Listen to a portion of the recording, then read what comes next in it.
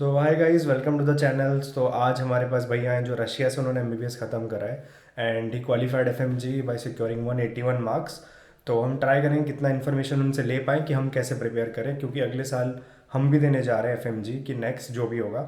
और भैया ने रशिया से पढ़ाई करी है। सो आई ट्राई कि आपके जितने डाउट्स हों मैं सब क्लियर करूँ भैया के साथ। तो अभी मिलते हैं भैया से। हाय भैया, कैसे हो?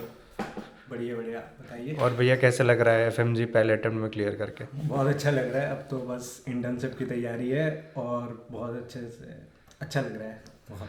तो भैया 181 आप लाए, मतलब बहुत हम्म, बड़ी बात है। बहुत तो बड़ा। कैसा मतलब रहा प्रिपरेशन और कहाँ से आपने प्रिपेयर करा? प्रिपरेशन मेरी देखो, मैंने ऑनलाइन कोचिंग ली थी। तो मैंने ऑनलाइन कोचिंग के थ्रू किया और फोर्थ ईयर से प्रिपरेशन स्टार्ट कर दिया था मैंने। और अभी 6 महीने से जब से हम लोग घर आए हैं पूरा एमबीबीएस डिग्री करने के बाद, तब से अच्छे से प्रिपरेशन हमने स्टार्ट की है। तो उसमें सब P Y Q V I Q देख के अच्छे से प्रेप लैडर से प्रिपरेशन किया मैंने। तो यही यही अच्छा, तो प्रिपरेशन की प्रेप सोच लेटर है। से जो आपने प्रिपरेशन करा तो मतलब कैसे, क्या किस सब्जेक्ट को ज़्यादा एम्फेसिस करा? क्योंकि देखो। बहुत सारे बच्चों को ऐसे हम्म। आईएम में दिक्कत होता है तो आईएम ज़्यादा नहीं पढ़ते, छोड़ देते हैं हम्म। ये बोल के कि दूसरे सब्जेक्ट से पढ़ के हम मार्क्स सिक्योर कर देंगे। तो उसके बारे में क्या सोचते हैं आप? कौन सा सब्जेक्ट बोला आपने? आईएम, इंटरनल मेडिसिन, या इंटरनल फिर आपने मेडिसिन। कैसे पढ़ा, मतलब सारे मेडिसिन। सब्जेक्ट्स देखा जाए तो? हाँ, तो मेडिसिन देखो, मेडिसिन सब्जेक्ट पढ़ने से पहले ना कुछ हमारे बेसिक्स क्लियर होने चाहिए। फर्स्ट ईयर के, सेकंड ईयर, थर्ड ईयर के सब्जेक्ट क्लियर होने चाहिए। पैथो और फार्मा जरूरी है मेडिसिन पढ़ने के लिए। जी। मेडिसिन डायरेक्ट हम उठा नहीं सकते हैं, पहले हमें पैथो और ये फार्मा करनी पड़ेगी, फिर हम मेडिसिन पे जाएंगे। और कुछ हद तक फिजियोलॉजी भी, पर लेकिन फिजियोलॉजी हमारी एफएमजी में कुछ ज़्यादा नहीं पूछी जा सकती है। तो हम फिजियोलॉजी थोड़ी थोड़ी स्किप भी कर सकते हैं, सिर्फ इंपॉर्टेंट टॉपिक्स और पीवाई क्यू करके हम उसको कवर कर लेंगे। फिजियोलॉजी थोड़ा बड़ा सब्जेक्ट है, थोड़ा सा मतलब मीडियम ही सब्जेक्ट है। तो हम उसको थोड़ा नहीं प्रेफरेंस देते, क्योंकि एफएमजी में ज़्यादा पूछा नहीं जाता, इंटीग्रेटेड फॉर्म में आता है। तो मेडिसिन में कवर हो जाता है, तो मेडिसिन पे हम ज़्यादा ध्यान देंगे तब जब पैथो और फार्मा हो जाएगी। तो पहले हमें पैथो और फार्मा अच्छे से करनी है। तो आपका मतलब पूरा सोर्स प्रेप लेटर ही था? हाँ, पूरा सोर्स प्रेप लेटर था। लास्ट लास्ट में मैंने थोड़ा बहुत 25 क्वेश्चन आते हैं जो most important expected question, YouTube पे बस इतना ही देखा।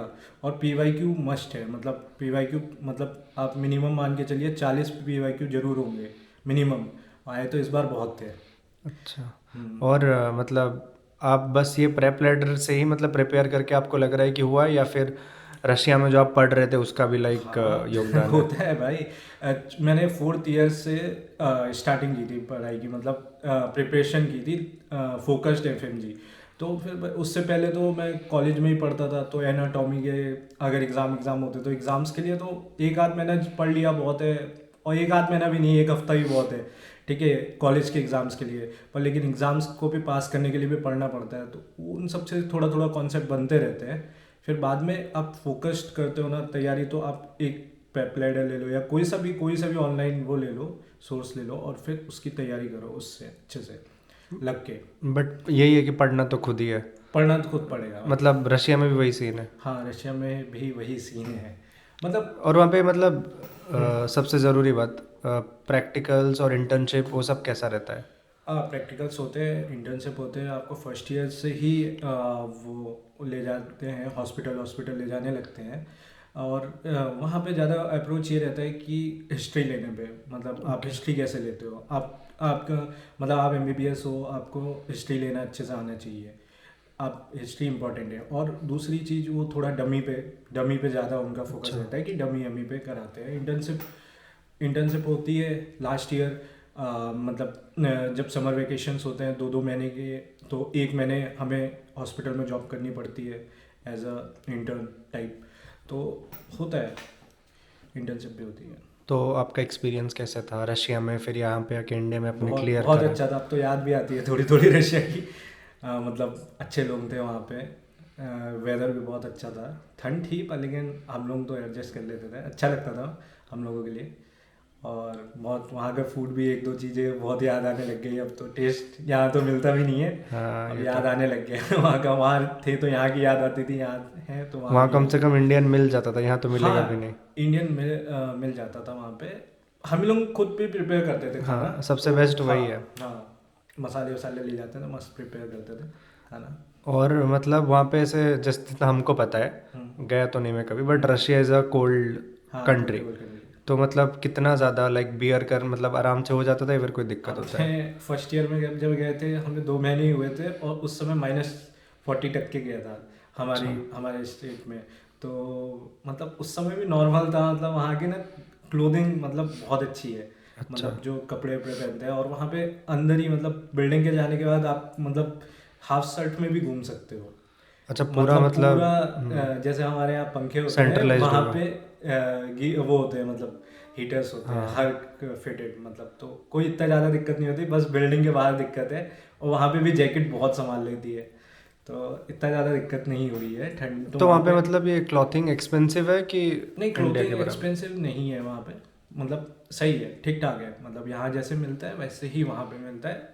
कुछ चीज़ें होती हैं, जैकेट वैकेट होती है, वो तो क्वालिटी वाइज हो जाता है ऊपर नीचे। तो वहाँ पे आपके प्रोफेसर्स या फिर डॉक्टर्स हम्म मतलब तो वो हम्म लोग कैसे मतलब पढ़ाते हैं और कैसे कोऑपरेटिव हैं कि मुझे मतलब? फर्स्ट ईयर में जब मैं गया था तो एनाटॉमी का टीचर सबसे बेस्ट था। और मतलब इतना अच्छा इंग्लिश में वो समझाता था। मेरे एनाटॉमी के बेस वहीं से बने हैं, मतलब एक तरीके से। और फिर उसके बाद बायोकेमिस्ट्री आई, पैथो आई। सब टीचर्स सारे मतलब जो मेन सब्जेक्ट्स होते हैं ना, वो बहुत मतलब बहुत तगड़े टीचर थे। और मेडिसिन में भी बहुत अच्छे से पढ़ा। मेडिसिन में बाकायदा हम लोगों ने प्रैक्टिकल्स भी पढ़े। मतलब हर ऐसी कोई डिजीज़ नहीं होगी जिस पे हम लोगों ने हिस्ट्री नहीं बनाई होगी। हम लोगों को मतलब बहुत सारी डिजीज़ का नॉलेज हो गया था 5th ईयर तक के आते आते। तो बहुत मतलब अच्छे से हम लोगों ने पढ़ाई वढ़ाई की।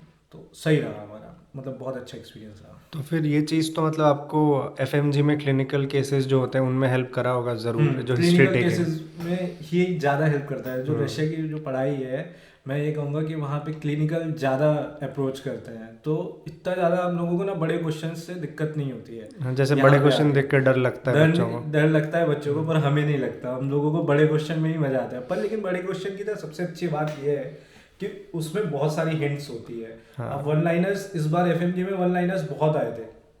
पर लेकिन मैंने तो 2-3 चैंटिंग वैंटिंग की थी, तो हो गए थे वन लाइनर्स, अच्छे से हो गए थे। पर बिग क्वेश्चंस भी बहुत थे, तो इतना ज़्यादा मुझे लगा नहीं कि बहुत अच्छा है। उसमें इंफॉर्मेशन होती है, आप आंसर तक के पहुंच जाते हो। और थोड़ा कंफ्यूजिंग, थोड़ा ट्रिकी तो बनाते हैं। अगर आप अच्छे से पढ़ के गए हो तो ट्रिकी की सब नॉर्मल हो जाता है वहाँ पे। तो फिर आप भैया बच्चों को क्या बोलना चाहते हो जो एफएमजी के लिए प्रिपेयर कर रहे हैं, क्योंकि हाँ, बहुत सारे कर रहे हैं? सबसे पहले अपना सोर्स डिसाइड करो। ठीक है, सोर्स ले लो, एक कोई सी भी कोचिंग चूज कर लो अपने, मतलब जो तुम्हें अच्छे लगे, जहाँ टीचर ज़्यादा अच्छे लगे वो ले लो। टीचर सारे अच्छे हैं और सब एक ही चीज़ पढ़ाएंगे। चाहे वो कोई सभी से, कोई कुछ थोड़ा सा ज़्यादा पढ़ा देगा, पर लेकिन उससे आपके एफएमजी के रिजल्ट्स में कोई दिक्कत नहीं होगी। ठीक है, आप कोई ऑनलाइन कोचिंग लेना चाहते हो ऑनलाइन ले लो। क्यू बैंक रखो अपने साथ। टॉपिक पढ़ रहे हो तो क्यू बैंक भी साथ में सॉल्व करो। क्योंकि कुछ लोग होते हैं सिर्फ टॉपिक्स टॉपिक्स पढ़ते जा रहे हैं, पढ़ते जा रहे हैं, पढ़ते जा रहे हैं, उनको क्यू बैंक सॉल्व करने नहीं आता है। तो उनको बहुत दिक्कत हो जाती है बाद में। क्योंकि मेन चीज़ तो यही है कि क्वेश्चन आपको कैसे अप्रोच करते हो उसको। ठीक है, कैसे आप सॉल्व करते हो। आपको पीवाईक्यू अच्छे मिल जाएंगे वहाँ पे अगर आप कोई कोचिंग वोचिंग लेते हो। और भी ऐसी चीज़ें हैं। और वजह टॉपिक्स जो है ना, वो डिसाइडेड है। हर एफएमजी में डिसाइडेड है टॉपिक्स यही आने हैं। तो मेन टॉपिक्स पे फोकस करो। और उसको तो कहीं मतलब अगर रात में भी पूछ ले कि आपको ये क्या है, तो आपको पता होना चाहिए कि क्या है। तो और तो भैया ऐसे टॉपिक्स। आपने मतलब जो ग्रैंड टेस्ट होते हैं ग्रैंड टेस्ट और मैंने ग्रैंड टेस्ट हर हफ्ते दिए है, हर संडे। जब से मैं इंडिया आया हूँ 6 महीने की प्रिपरेशन में मैंने 13 से 15 ग्रैंड टेस्ट दिए हैं। ग्रैंड टेस्ट संडे के लिए रिजर्व कर दो आप। ठीक है, और उसी दिन रिव्यू कर लो ग्रैंड टेस्ट। आप किसी भी कोचिंग सोर्स से दे सकते हो उसको। मतलब बहुत सारे लोग फ्री भी देते हैं। मतलब ग्रैंड टेस्ट देते रहेंगे ना, तो आपको पता रहेगा कि आप हो कहाँ पे। और ग्रैंड टेस्ट में सिर्फ 15-20% ही ऊपर जाती है। ठीक है, 15-20% ऊपर होगा या नीचे होगा। ठीक है, अच्छा। इससे ज़्यादा आपका स्कोर ज़्यादा वो नहीं करेगा।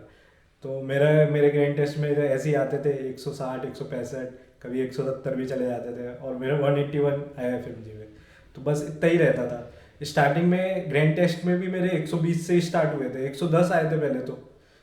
अच्छा प्रिपरेशन के हाँ, स्टार्टिंग वाले जब स्टेज में। स्टार्टिंग की थी तो मैंने ग्रैंड टेस्ट देने तब भी स्टार्ट किया। मतलब थोड़ा तो होता ही है, थोड़ा तो मतलब लगता है कि यार नंबर नहीं आ रहे, ऐसा वैसा। और लेकिन एट लास्ट आप बहुत अच्छे नंबर स्कोर करने लगते हो एक समय पे, जब 4-5 टेस्ट हो जाते हैं आपके। क्योंकि सबसे बड़ी बात होती है ना, आपको 5 घंटे बैठना है हाँ 300 क्वेश्चन के लिए। 5 घंटे बैठना है तो आपको वो आदत पहली बार में तो होती नहीं है, आपको धीरे धीरे आएगी वो, हो जाता है फिर लास्ट में हो जाता है। आपको एफएमजी के दिन भी आपको एफएमजी के दिन जिस दिन एग्जाम होगा, आप 5 घंटे बैठते हो ग्रैंड टेस्ट के लिए, वहाँ पे आपको 8 घंटे 10 घंटे बैठा के रखेंगे। तो आपको 8-10 घंटे बैठने की प्रैक्टिस होनी चाहिए। जी। तो ये मतलब ग्रैंड टेस्ट एंड टेस्ट देते रहो मस्त एकदम संडे के लिए।